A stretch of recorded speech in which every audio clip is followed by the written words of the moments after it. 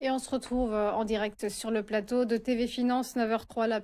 La séance de Paris est ouverte. Le CAC 40 qui a ouvert avec une baisse de moins 0,7%. On va retrouver Bernard Pratzesclo pour le ChronoCAC ce matin. Bonjour Bernard. Bonjour Roseline. Vous êtes trader pour compte propre et auteur de l'Investisseur Stratège. On vous remercie d'être avec nous aussitôt ce matin. Le CAC 40 a donc fini par à s'affranchir du plafond psychologique des 8000 points et désormais son précédent sommet est à portée de main. Exactement, et en fait, on va se poser une question sérieuse ce matin.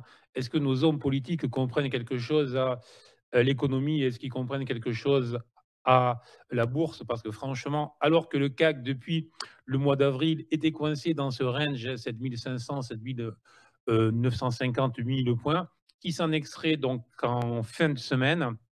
Et ce matin, il est potentiellement en train de retester effectivement, même si c'est une réaction qui reste relativement calme, moins 0,7% pour le moment, il est en train de retester justement cette zone des 8000 points.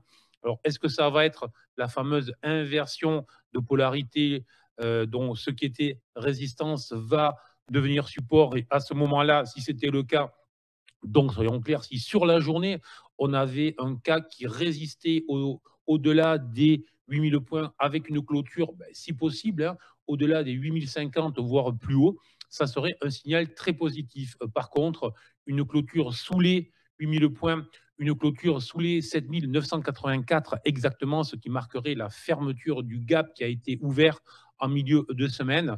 Là, ça serait par contre un élément très négatif.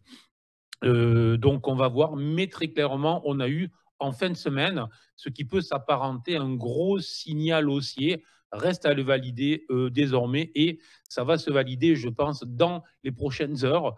Donc effectivement, une résistance dans un contexte politique où l'on voit bien, je ne vais pas répéter ce que j'ai dit en introduction, où l'on voit bien ce qui se passe en France, ça voudrait dire que au moins les marchés ont, eux, un peu de lucidité. Donc, ça ne serait pas trop mal. Voilà. Après, il se passe quand même pas mal de choses, notamment aux États-Unis, hein. On va regarder, et évidemment, on a toute la problématique autour du shutdown. On a toute la problématique autour des pharmaceutiques, là aussi. Donc, ça bouge beaucoup aux États-Unis. On peut les critiquer, mais ça bouge beaucoup. Et on a aussi, bien évidemment, des investisseurs qui ont désormais les yeux rivés non plus sur les statistiques économiques, puisqu'avec le shutdown, les marchés sont débarrassés des statistiques économiques, donc ils ont les yeux rivés sur les nouvelles réunions de la Réserve fédérale. Alors, on aura les minutes de la Réserve fédérale cette semaine, mercredi soir 20h, si je ne m'abuse. Ça sera évidemment un élément très important pour voir ce qui s'est dit, ce qui s'est passé lors de la dernière réunion. Mais très clairement, les marchés sont en train de faire le pari d'une abondance de liquidités. Et on le voit bien, pourquoi? Parce que l'or monte, le Bitcoin monte, les deux ont battu des records en fait en fin de semaine. Donc il y a une abondance de liquidités. Donc on a l'IA, la Réserve fédérale, l'or, le Bitcoin et des marchés européens qui sortent enfin de leur trading range. Tout ça est très positif. Alors, est-ce que tout ça est très positif, très calme?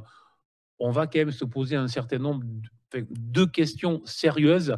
Il y a une douce euphorie qui fait que les investisseurs ne regardent que les bonnes nouvelles et toutes les mauvaises nouvelles sont vues comme des bonnes nouvelles. On l'a vu par exemple la semaine dernière aux États-Unis, les quelques chiffres du chômage qui ont pu être sortis en dépit du shutdown ont été pris de manière très positive, puisqu'effectivement tout le monde s'est dit mauvaise nouvelle sur le front de l'économie, ça veut dire qu'on a confirmation que la Réserve fédérale appuiera sur le bouton de la liquidité.